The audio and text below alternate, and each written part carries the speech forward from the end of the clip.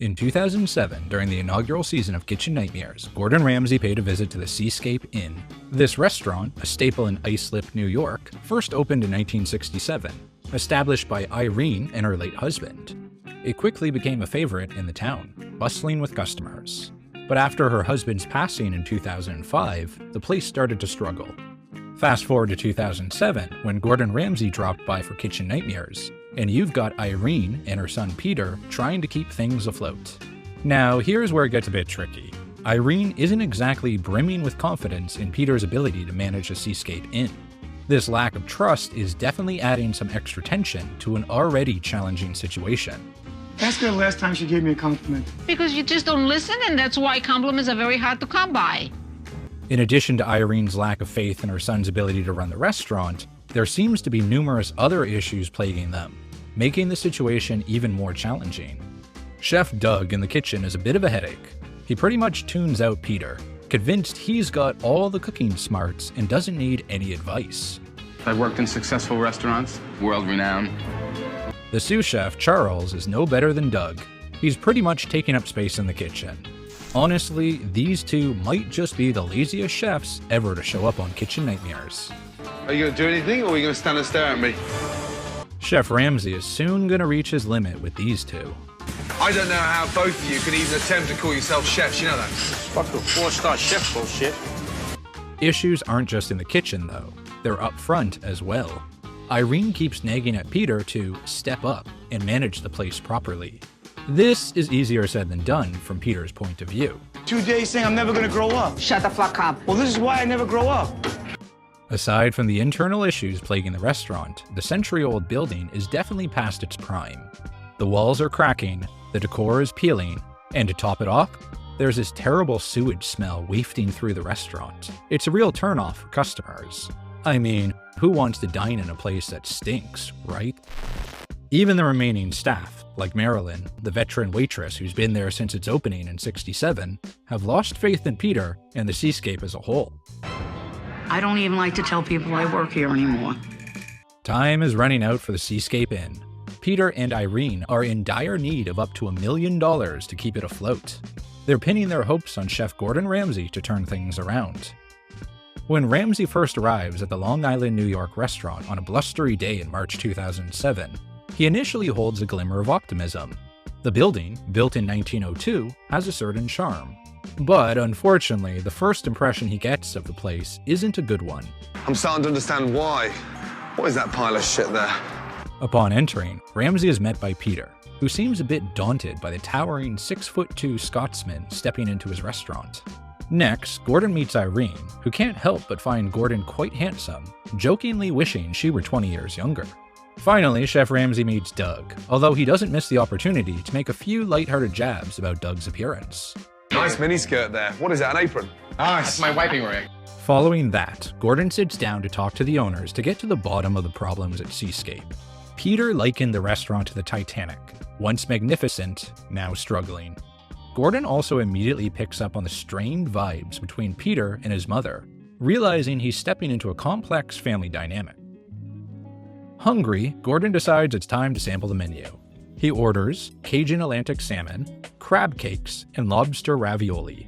But even before the food arrives, two things catch his attention: the unmistakable sewage smell and the dilapidated state of the walls and decor, with wallpaper peeling away.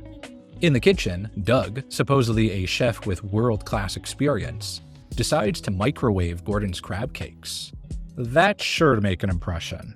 Not only that, but when the crab cakes are served, they're completely smothered in parsley, and just like the peeling wallpaper, they crumble too easily. It's a dead giveaway that they're frozen, not fresh. It's not a crab cake. It's a crab cake. Following the crab cakes, the ravioli arrives, and it is too buried under parsley. Unfortunately, it's also soggy and has a strange taste, clearly not fresh. As for the salmon, it's presented with a pesto sauce that resembles an oil spill, and the fish itself is dry and overcooked. To top it off, Irene offers Ramsay some homemade Greek cookies, but they're so powdery that he ends up choking on them. He just choked on your mother's cookie. After his rather unusual dining experience, Ramsay sticks around later that evening to observe the dinner service. He wants to get a complete understanding of the deeper issues plaguing the restaurant. It was quite a scene. Practically every customer had a gripe about the food. And Peter? He was right there in the dining area, sorting out complaints on the phone, not exactly in a hushed tone. Definitely not the ideal scenario for a calm dinner service. After witnessing that mess in the front of the house, Ramsey heads into the kitchen and finds Doug just doing his own thing. One of the first things Gordon wants to clear up is Doug's obsession with parsley. It's a sign of a dated restaurant. Sprinkle it on your wife, but not on the fucking plates.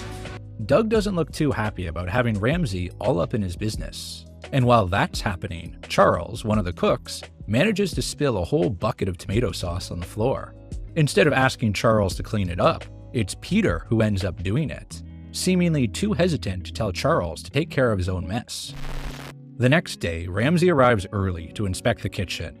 He found grease and grime everywhere, under tables, on the walls, all over. In the walk-in, the ingredients were all in a state unfit for consumption. The owners, who had claimed the inn was clean, are shocked at the state of their kitchen. Chef Doug, on the other hand, continues to make excuses. I'm just not a throwaway person. That was cooked on Friday and I had to recook it Saturday. That's what you gotta do. Serving something recooked? That's gross. In fact, it was so nasty that Ramsey decided to shut down the restaurant temporarily for a deep clean. Charles starts to get a little pissy by asking Chef Ramsey what he expects from him, to which Ramsey replies, What do you want me to do? Kiss your ass and say I think you did a great job and clean on Tuesday nights when you fucking sat on your crack doing fuck all? Doug and Charles grumble through the deep cleaning process, clearly not happy that Chef Ramsey has shut down their kitchen. But by the fourth day though, the kitchen was finally clean. With that out of the way, Gordon confronts Peter about his weak management, something Irene has long been pointing out, urging him to toughen up. Take charge. This is what he's looking for, a man. And that's what I'm looking for you to become. Ramsey's next step is to overhaul the menu, shifting from frozen seafood to fresh, locally caught options. It makes perfect sense, especially since they're a waterfront restaurant. Leveraging their location to access fresh fish is a smart move. You are the luckiest owner in the world to have this boat in your backyard. Yes. I'm telling you. He took the time to teach the cooks how to properly prepare fresh, striped bass, but Doug wasn't too thrilled about it. How can you teach someone who already knows everything? I've been doing this for 38 years. I'm not happy at all. I think he needs to back off. Rather than backing off, Ramsey whipped up a stunning striped bass dish with a tomato basil sauce that looked absolutely delicious. Handing out forks to everyone, he invited them to taste this new menu addition. Irene, Peter, and the rest of the crew were all over it, loving the flavors. But Doug? He flat out refused to even taste it. Chef Ramsey was pretty taken aback by that. Just think about it. People would pay top dollar to enjoy one of Ramsey's creations at his restaurants. And here's Doug, not even willing to give it a try. Unbelievable, right? Now I'm seriously insulted. Once Ramsey finished his demonstration, it was a cook's turn to give it a go. But they really struggled to replicate Ramsey's dishes. It was clear they were more of a hindrance than a help in the kitchen. After seeing all this, Ramsey decided to have a sit-down with Peter and Irene. He needed to share his thoughts about Doug and the situation in the kitchen. Your head chef. He's lazy, dirty, and he shouldn't be anywhere near a kitchen. Ramsey was definitely ticked off by Doug's refusal to try his cooking. That was a first in his 21-year career as a Michelin-starred chef. So Gordon suggests to Peter that it's time to make a tough call. He needs to fire those two in the kitchen, Doug and Charles. They're just not cutting it. Peter, seeing the situation for what it is, agrees and decides to give them the boot. At least Chef Ramsey got them to clean the place before they were fired, though. The following day, Ramsey takes Peter to a boxing ring, a good spot to let off some steam. While there, Peter really opens up about his challenging childhood. It turns out his dad was quite tough on him growing up, and that's been a major factor holding him back in the restaurant business. I let it destroy me. He died before I could prove him wrong. But now, Peter's found the strength to stand up to his past. He's realized he can't keep blaming his dad and needs to move forward. While Peter and Ramsey were at the boxing ring, working out their frustrations, the restaurant was undergoing an amazing transformation. Now it's sporting a bright, vibrant red color scheme on the walls, complemented by fresh wood trim. It's a huge relief. No more fears of the walls crumbling down on the customers. In the kitchen, there's a new face, Chef Scott, a local talent. Everyone's hoping he'll rise to the occasion because the kitchen desperately needs someone to take the lead. Gordon revealed a revamped menu, keeping some old classics but giving them an exciting new twist. There's fresh homemade crab cake, crispy fried calamari, and a tantalizing surf and turf. And there's a special edition. Jean-Baptiste, Gordon's trusted maitre d', is on board to help Peter sharpen his skills managing the front of the house. It's a throwback to 2007, and it's amazing to see how young babyface Jean-Baptiste looked back then. Understanding the challenge of getting Peter up to speed, Jean-Baptiste takes the first step and suggests that Peter should wear a jacket, even though he's not particularly fond of it. But that's just the beginning. Jean-Baptiste also has Peter demonstrate how he walks around the tables. Sounds simple, doesn't it? Well, it turns out Peter has some trouble with even that. This is you walking. Finally, the restaurant's opening for dinner, and Peter's even sporting a jacket, all thanks to Jean-Baptiste's advice. Naturally, the restaurant was a bit chaotic at the start, given that they hadn't experienced this level of business in a long time. Amidst the hustle and bustle, Gordon finds a moment to have a one-on-one chat with Peter. In this heartwarming moment, Peter opens up to Chef Ramsay and makes a simple request. Do it. Hey, for one favor? Of course you can. Can I have a hug? A hug? Why not? Here we go. With that moment of connection, Peter, along with the rest of the team, find their rhythm and start working together seamlessly, efficiently delivering orders. Overall, Gordon feels that the night has gone quite well, as the episode ends on a positive note. And now for an update. From what I've heard, they switched back to their old menu pretty soon after Gordon left. The thing is, this old menu didn't quite hit the mark with the new customers who were drawn in by the buzz of Gordon Ramsay's visit. In August of 2007, Peter received an offer that was too good to pass up. He sold the place for an undisclosed sum a mere 5 months after Gordon's visit. Considering he was almost $1 million in debt, just as the subprime mortgage crisis and the following Great Recession were about to kick off, it might actually have been a savvy choice, all things considered. Fox aired the episode on October 10th, 2007 as a 4th episode of the first season of Kitchen Nightmares. By that time, though, the restaurant sat empty, having been closed for several months. It's interesting to note that this particular episode of Kitchen Nightmares is ranked 32nd out of 102 in terms of quality, but stands out in terms of the total number of ratings, coming in 7th out of the total 102, with over 250 ratings left on the IMDb page. Why is that? Why is there such a discrepancy between the two?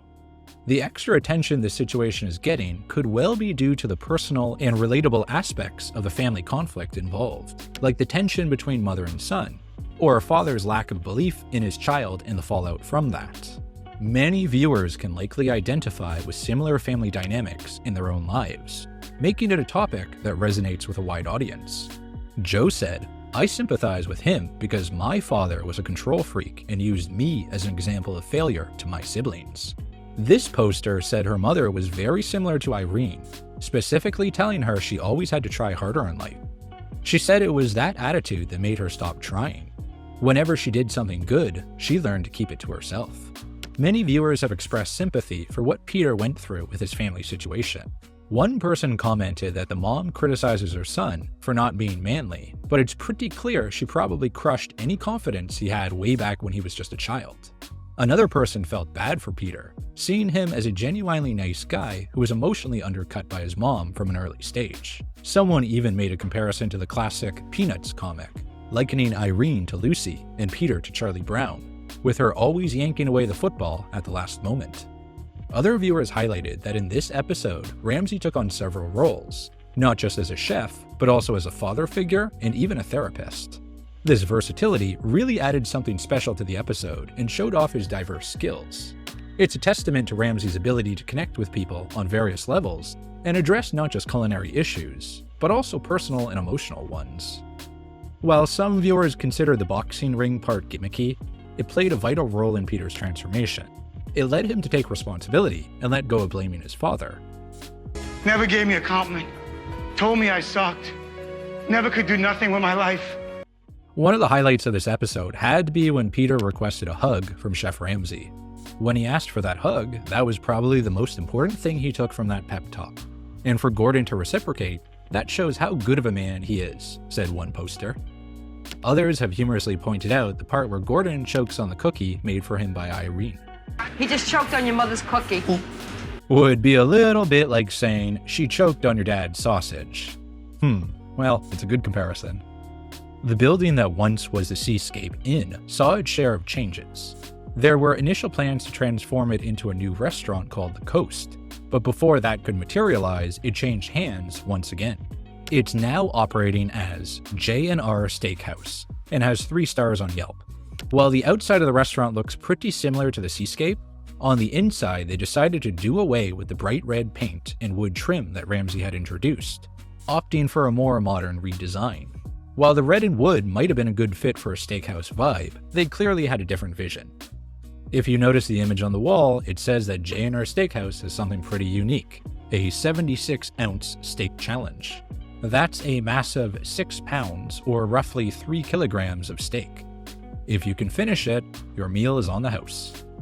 It seems like there's not a lot of info floating around about the Seascape's old crew, like Peter, Irene, and the rest from that episode. Kind of a mystery, huh? Unusual for Kitchen Nightmares. On a sadder note, Chef Doug passed away back in 2010 at the age of 56. There's an online obituary with some photos that celebrate his life. When he wasn't with family or in the kitchen, he was quite the outdoor enthusiast, enjoying hunting wild boar with his buddies or heading to the lake to fish, wishing his family peace as he rests eternally. As for the Seascape Inn and the folks from the show, the internet's pretty quiet on that. It's a bit surprising, considering it was a historic spot and a well-known restaurant in the area. I did a deep dive online, but didn't come up with much. Just a handful of old photos in a Facebook group, and a few vintage items up for grabs on eBay, like a matchbook and a postcard.